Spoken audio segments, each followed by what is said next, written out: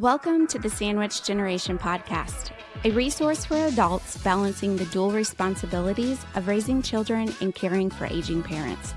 Whether you're helping your parents downsize, explore real estate options, navigating caregiving, or looking for practical advice to help your family thrive, this is the place for you. Join us as we bring you expert insights, heartfelt stories, and actionable items to support you and your family within this unique generation. Hi, guys. Hi, how are you? Girls. Okay, what were you saying you were looking at before this? Something for your babies? Yes, I was looking at a new nursery glider. I've been in search for probably 2 months now. Haven't found one that I really like, and I think I'm going to finally pull the trigger today. Buy it from Home Depot, and it'll be here Sunday.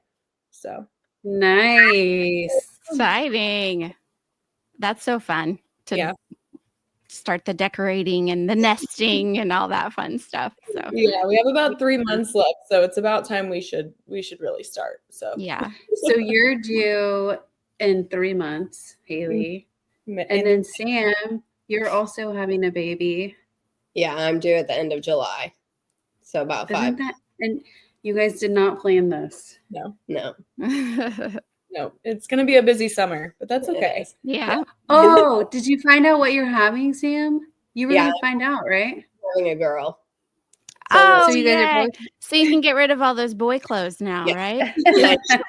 Me. Yeah. I was gonna say, he was just giving me Haley. Oh my word. You guys, they could get married and you guys could be like a whole future. That's amazing. Yeah. They're not even here yet and their whole lives are planned out. Yeah. Fast forward 18 years from now and show them this video and be like, yeah, that's right. Yeah. Oh, that's so funny. sweet. Yeah. Well, let's get started. I was going to say we should let you introduce yourselves, but Lisa and I are excited to have you both on the podcast. The InHome Preferred Aging in Place Specialist with Haley and Sam, and I'll let you guys kind of share a little bit about what you do, your background. I'd love to know how you two met because I don't know that I know that. And so, go ahead. So we met at the University of Indianapolis. We both went to get our doctoral degree in occupational therapy, started in 2016, and then also our master's in gerontology. So we kind of knew all along that we wanted to work with the geriatric population, but just didn't necessarily know how at that point. So we went through school together. We were in the same research group together that we had to do for the course of the 3 years. So we got to know each other pretty well then. After graduation, we both went into skilled rehab settings, inpatient rehabs, all working with the adult population. And then how InHome Preferred got started was we were noticing a lot of our patients couldn't return home after a rehab stay solely due to their environment. So steps to get inside, their bathroom was not navigable, not very accessible. So we were keeping patients in long-term care solely due to that purpose, even though they could thrive at home if it were set up correctly. So we teamed up together. We got our aging in place specialty through the National Home Builders Association. That was almost 2 years ago now, about 1.5 years ago. And then started doing home assessments for people to kind of navigate their accessibility journey and aging in place to kind of create a safe space for them. So, yeah. I was just going to say a little bit more about how it started was really after I had my second kid and I went back to work full time and was kind of feeling a little bit of the burnout of OT. And so around that time was kind of similar to when Haley was getting married and have health insurance through her husband. So I was like, now's the time for you to kind of transition to the PRN status. Like, let's do something different. We both kind of know that we're meant for more than this. And so kind of just sitting at the table and researching what all we could do. I pulled a little bit from my background. I personally grew up, I had an uncle with Down syndrome that lived with us. So we kind of were more of a non-traditional sandwich generation. And while I was in middle school, he was still living upstairs with us. And so he had started to like kind of have some falls, me and my brother were starting to need that second bathroom. We were kind of starting to outgrow our space a little bit. And so trying to figure out what our next step was, we started looking at other homes, trying to figure out, a bedroom and bathroom on the main floor, what our next move was. And my parents chose to stay at their own home due to our neighbors having that support system, having somebody that was comfortable with my uncle, that we already have a pool, those kind of things. So we decided to stay at home. And so they decided to add on a bedroom and bathroom to their main floor. And unfortunately, just working full time and being busy, they chose the wrong contractor that left halfway through and never came back. No. And so kind of just going off of what we were seeing in OT and going off of kind of my personal story, we were just like, there's got to be more resources and more knowledge, people to educate people through this time when their loved one is starting to decline or starting to get new diagnoses. And they're kind of in that stage where, what should we do? Should we move? Should we stay home? How do we find more support? What are the answers? And just looking at more specialties that we could get, we found the Aging in Place certification. And I think it just took one time of us talking and looking at that, and we signed up for the course. And very shortly after, we literally created InHome Preferred on the same day we graduated with the course. So we were excited to jump in full steam. Yeah. That's awesome. amazing. Yeah. I love that you said we knew we were made for more. We were made to do more. Mm-hmm. That's really cool. Mm-hmm. Yeah. Is the certification that you guys got for, is that what they call the CAPS program? Okay. Mm-hmm. And just out of curiosity, Sam, do you feel like having that uncle grow up in your house with you, like did that kind of lead to wanting to be an OT? Like, did you see it? Yeah. And that's really cool. That's definitely why I chose to be an OT, was just kind of, I think when I started school, I wanted to work with pediatrics, kids with Down syndrome, and kind of help through that stage, because I never got to be a part of that stage. And then as I started going through OT school, and as my uncle got diagnosed with dementia, and we started having to research, why won't he take a shower anymore? Why is he not sleeping? All of these different things. I just learned to love the geriatric population. And our school started offering the master's in gerontology that we could do along the same time as occupational therapy. And me and Haley were one of 5 in our class that kind of took that leap. And so I think that kind of bonded us more as well, because we were taking extra coursework and doing all these electives. So yeah. Wow. I love the stories. Everybody in this industry has a personal story as to like how they got here. It just didn't happen upon them. And I think hearing those stories, those like origination stories, how you got into this industry, they're so cool. I really like that. I did not know that about you, Sam, about your uncle and everything. I knew you guys met in college at University of Indianapolis, but I didn't know that part. So that's really cool. Yeah. Wow. Well, we obviously the point of this podcast is to help educate the adult children. But in doing that, we kind of have to talk about some of the things that they're going to see and potentially face with their parents or in-laws or whoever it might be. So I wanted to kind of just get an idea, like what it is that you mentioned. A lot of people were eligible to go home from their rehab stay, but didn't have sufficient, equipment or modifications done to the home to be able to do so. So I would love to hear kind of just what that looks like for you guys, and what are some of those things that keep people from being able to go home when they could. Yeah. Specifically with the environment is what we see the most of, keeping people from aging in place where they want to be. Usually it's, the entryways and the bathrooms that are the major, pain points of a home. And unfortunately, Indiana is just not set up with a lot of accessible homes. I'm sure you guys see that too. So modifications are needed majority of the time. As occupational therapists in rehab settings, We have done home assessments. That's, a part of our job description. We've been educated on this and how space, functions with diagnoses and how they interact with each other. And so after COVID happened, that wasn't really happening anymore. So we were seeing a lot more of those patients unable to go home solely due to they having, 3 steps to get inside with no railing. Just something. Oh my God. Oh my God. I didn't even know that was like a thing on here. That was cool. I was like, where did that come from? Yeah, I've seen human stuff. I didn't know it did it on here. That's funny. Woo! I learn something new every day. There you go. Second floor bedroom bathrooms. So no living, space on the main floor. And then having a tub shower combo. Tubs are difficult to navigate when you're unable to take steps. And so all of that, combined together creates just not a great environment. And so as OTs and PTs and the nursing staff, whenever we're doing those rounds and meeting with you to discuss discharge planning, those are the types of things where we're like, this person can't return home unless these are changed.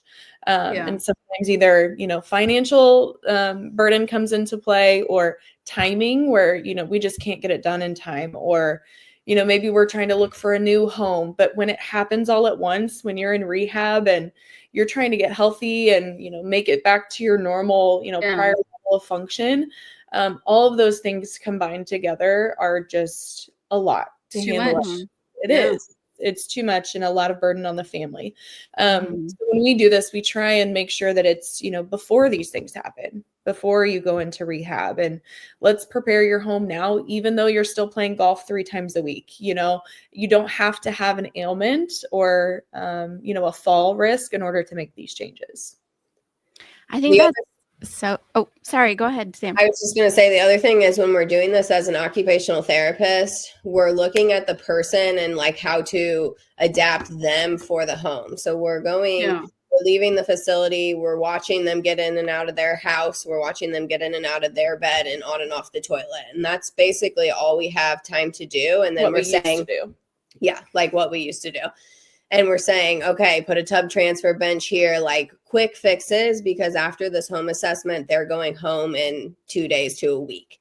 And so it's a very quick turnaround. And so our point of view with InHome Preferred is we're trying to adapt the environment to make the person thrive in their home. So instead of trying to change how the person transfers, change all of these things, put simple modifications in. We want your home to be where you thrive, no matter what your physical or cognitive status looks like. And so we're really kind of taking that back and giving the person control of their own environment, which has been a really fun way to look back at it and kind of change the scope of our practice. Yeah, you're really focusing on quality of life for your clients, huh? Did you intentionally go this route? Like you're saying, we adjust the house to fit the person, not the person to fit the house. Was this intentional? How did you come about it? And like, tell us a little bit about that. It's definitely intentional. We want to be proactive. I feel like we see a lot of healthcare models being reactive. The problem that's already happened. We want to be there before things happen. And I think since day one, that's been our approach. And so the way we go about a home assessment, when we give information out and give the full report, these are the things we can fix now to make it easier. But in the future, if we need a wheelchair, if we need a walker, if we're unable to reach in the top cabinets, how can we make changes to make your house more accessible? And so you don't have to do these things now. But if we're starting to inch to see these things, or you just want to go ahead and do the whole house to make sure that you're safe and you don't have to worry about it anymore, this is everything in the world that you can do to this home in order to make it safe.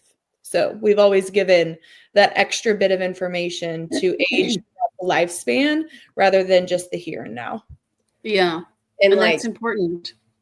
And it's great when, so say somebody's like newly diagnosed with COPD or Parkinson's or heart failure, they're starting to kind of notice these health things as like the perfect time to bring us in, where when we're seeing them in the rehab settings, it's like they've already had Parkinson's for 5 years, and now it's kind of more towards the end stage and they need a lot of modifications.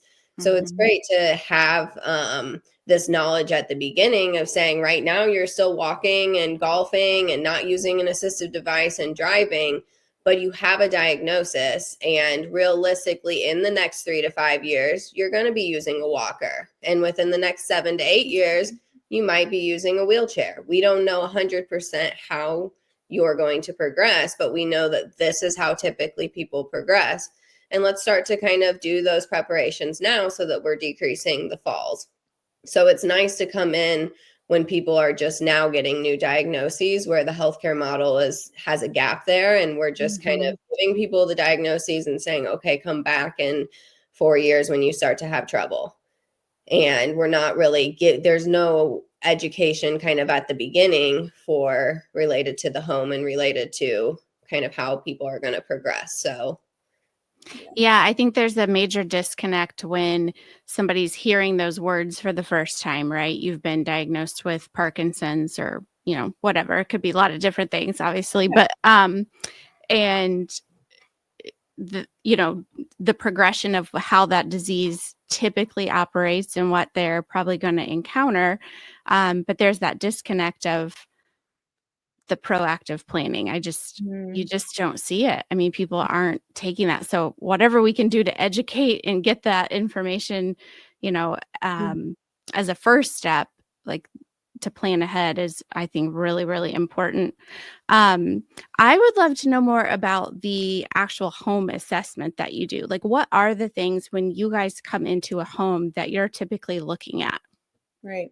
So we developed our own home assessment just kind of based on our previous experience and our expertise and how we view the home.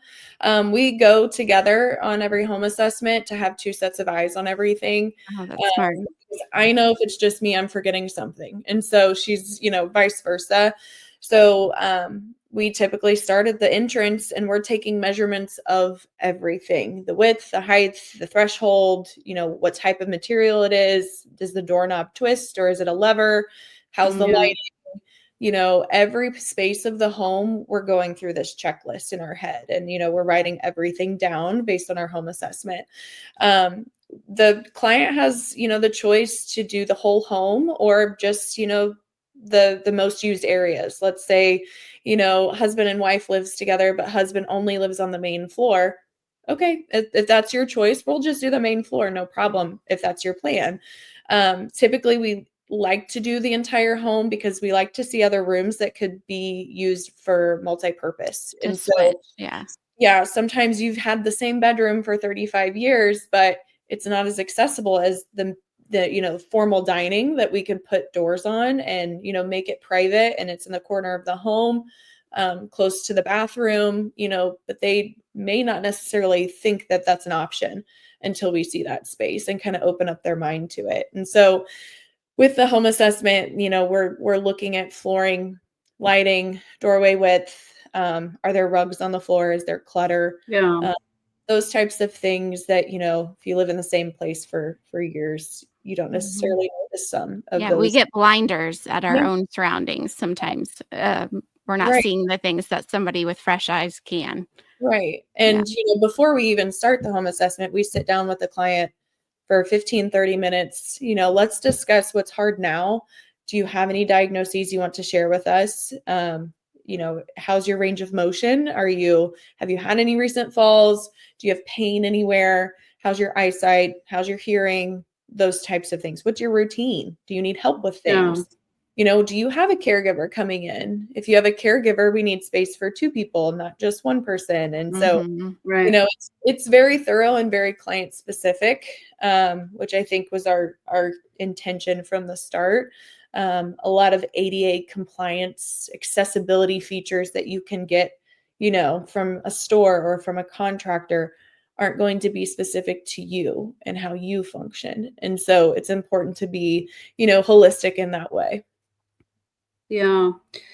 You mentioned caregivers. How do adult children play a role in what you all do every day? Typically, sometimes we're called by the family members, sometimes we're called by the people themselves that are already having the issues, but we like to get a whole idea of their whole routine. You know, if daughter's coming in every week to do laundry, we don't really need to assess the laundry if all you're doing is putting your laundry away. So definitely the adult children and any type of caregivers, they play a role in whatever they're doing already to help. Yeah. Any type of paid assistance that they're having, anybody that's coming in with helping with anything, we like to know those things. Sure. So if the adult child is helping them get dressed, then they get dressed on the toilet. What is that space looking like? Right. Is the adult child absolutely not willing to help with toileting? That's going to be something different. That they're either going to need a paid caregiver, or maybe looking into assisted living or downsizing to something else is a better option if that's a hard stop for the adult child. So knowing kind of what they're comfortable with in the whole span of aging is really important as well. Yeah. Yeah, that's good. There's been times where, I mean, I'm sure you may have run into this with what you guys do, is, you know, the client who lives in the home may not admit to some of these things off, which is totally fine and what they want to share. But in order for us to do our job successfully and thoroughly, sometimes adult child to come in and kind of talk to a little bit more realistically about what the day-to-day looks like is helpful for us. And, you know, obviously we're not coming in to judge them with how much help they need. But sometimes the client isn't necessarily comfortable with sharing that, or they just want to hide that they're receiving help, which happens a lot with some of the patients that we've seen, you know, in OT and PT as well. And, you know, that's okay. Just, it's very helpful to have that conversation with adult child that may be providing assistance too. We've seen more than one or two people who hide their level of health decline, right? I mean, Sarah, I'm sure we might be thinking of the same one, but it's interesting. I don't know, to maybe say more about the people hiding, you know. Well, in couples, oftentimes, I used to see this in home health all the time, where they cover for each other. You know, and so together they may be functioning pretty well as one person, but if something happens to one, there's a significant decline in the other, because they've been relying on the other half to do those things. So I know that was oftentimes when we would see a lot of an uptick in needing care, or the decision to move, you know, that kind of thing. But those are definitely things to be mindful of. We had a client very recently that was very similar. Like, the husband was having a lot of trouble with transfers and walking. And at the beginning, we were coming in to kind of assess and help him. But then as we started to learn more, the wife is having a lot of visual deficits. And so she's having trouble with cooking or with anything that requires her vision. And so he compensates a lot for her vision. And so as we were going through the house, we were still aiming it towards him because he was the one with the physical deficits. But it was important to address her things too. And that he was needing to help with pushing the buttons on the microwave and on the stove and doing those things, but he couldn't do that in standing because of his physical diagnoses. So it is really cool to see both sides of it, kind of see their whole team. They also had a very supportive daughter that was coming in and helping a lot as well. So she was there during the assessment, and she was able to share with what pieces of their daily routine she helps with. So just kind of getting a whole idea of what they do day to day and the things that each one of them is having difficulty, because it was really important to add lighting in every area for her and to add things lower for him. And so, Do you feel like that? Go ahead. No, I was just going to say, do you ever feel like if you're doing an assessment or you're meeting with a family and the adult child is there, are they ever surprised about some of the things that their parents will tell you? I know that used to happen with me a lot, where, you know, I'd ask a question and I'd get the answer from, you know, the senior, the the person needing care, and the child would look and be like, "You've never told me that," or, that kind of thing. Are those things that you are noticing or see? Yeah, it's happened before. And I think it happens mostly when, we don't ask the client to transfer for us or show us, any of those functional capabilities, because we're not practicing as OTs in this space. But when they're describing how they do things and how they transfer, and they're using the furniture to get to the bed, to, get into the door, and this is how I reach, sometimes the child's like, oh my gosh, that is so unsafe. Can be very frightening. Yeah. Right. But, the adult child may have not ever known to ask that question, or how, getting into the nitty gritty things of their day to day. And so having us facilitate that conversation and then hearing it might be helpful to them too, to know, okay, I need to maybe step in a little bit more here, or step back in some cases. And so, but yeah, that has happened for sure. We also get the other way around, where the adult child is like, well, I've already told you that 5 times. Why are you listening to them? Yeah. So, they're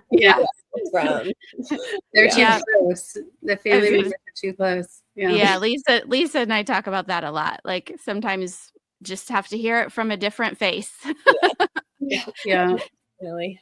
Yeah. So is that something, I think I already know the answer to this, but your occupational therapist background obviously comes into play a lot in your roles in helping people age in place safely.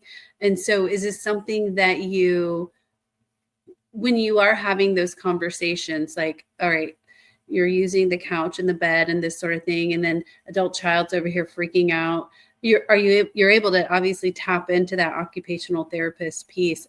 Do you let them know this is how we know this stuff, because this is the space we've been in for quite some time. We're educated here. Right.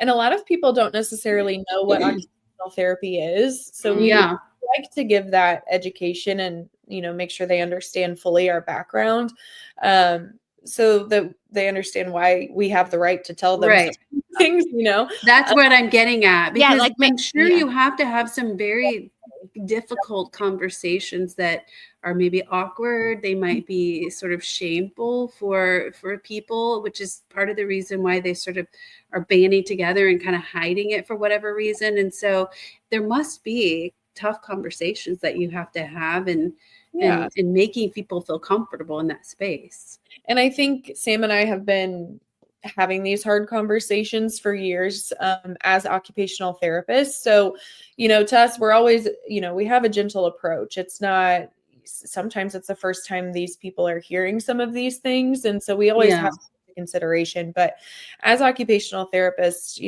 we've seen a lot of different diagnoses, a lot of different scenarios, recoveries after falls, and what causes those falls, and what can happen if we don't make these changes. And so having that conversation prior to the home assessment, and then, it always is very, at the beginning, they seem skeptical a little bit, like, who are these people? Right. And throughout the assessment, we're making suggestions, this could happen, or this may pose a risk because, and they're always like, I would have never thought of that. Like, thank you for mentioning that. And, we of course write it all in our report and why we suggest these things. So I think, just reminding them of our background is good, because a lot of, contractors have this certification as well, but they don't have the OT background. They don't have the healthcare, understanding that we do as a baseline. So you can bring some added value aside from just being a certified aging in place specialist. You're bringing a whole other sort of profession into your consultations with people. And it sounds like you're doing a great job building that rapport and helping them understand you're there to help them do this successfully. You're not that, because a lot of people, especially with contractors, have their guard up, and as they should, especially in this age group, because they are targets for scams and things like that. But just building that rapport and helping them understand you're there to help them age in place successfully, that's great. Mm-hmm. Yeah.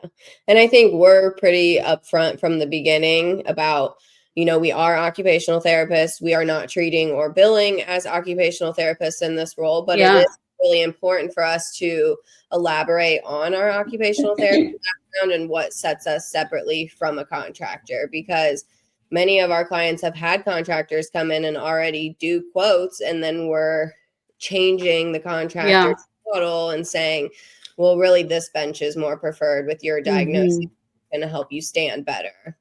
And really, this handheld shower head is going to be best for you. And really, if we move the water here and being able to kind of give those tidbits of information and relate it to their deficits and things that they're having trouble with and will have trouble with in the future, then they're able to go to that contractor and be more confident in why they're choosing these different things. And contractors don't always know that. They don't think of the flooring that they're putting in, and is it non-slip, and what's the lighting, and where's the contrast, and all of these different things that we're able to kind of elaborate into. Because small changes make a huge difference with some of those things. You may not think 3 inches is much when stepping into a shower, but adding water to the surface and already having a shuffling gait, that's not a good scenario to have. And so they also may not know their options. And so we try and make sure that, the education is just there.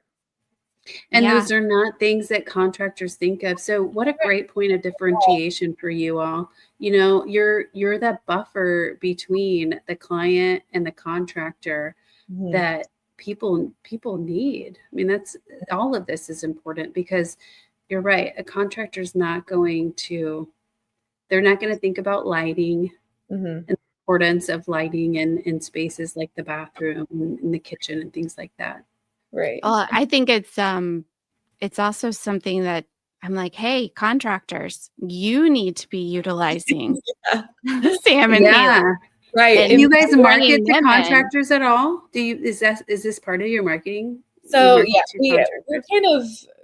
we're really flexible with our services. We do the home assessment. That's typically very similar from client to client. But after the assessment, we're able to provide services at an hourly rate. We can find and locate contractors for you that we've vetted. We have kind of that resource list of our go-tos. We have local medical equipment stores that we refer to always, handymen just to put grab bars up.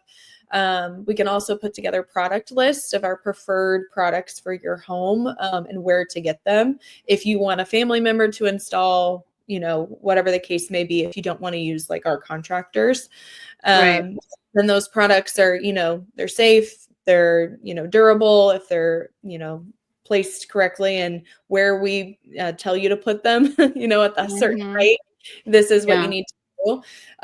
We do design planning. We've designed showers for people. We stay in our scope. We're not, architect or anything, but we give general understanding to those contractors to, place things in a certain way, especially for those clients that are, 4'11" or 6'6", they're not going to fit that ADA, square box.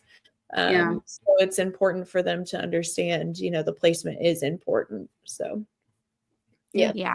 We've talked to other people's contractors as well. People have said, I've worked with this contractor for years. He's who I want to work with. So we've kind of walked through the home with their contractor and said, okay, this is the grab bar that we're recommending. Here's where we want it to be. This is the specific, handrails for going up the stairs. This is the height, and being able to educate their contractors as well. So we're able to anything at an hourly rate. So if it's their brother or son-in-law that wants to come over and have us educate them where to put everything, we can talk to whoever or educate them, or they can use contractors that we've vetted as well. So really whatever they need related to their home accessibility and their ability to age in place, we're there for after that home assessment. That's so good. Great. Yeah.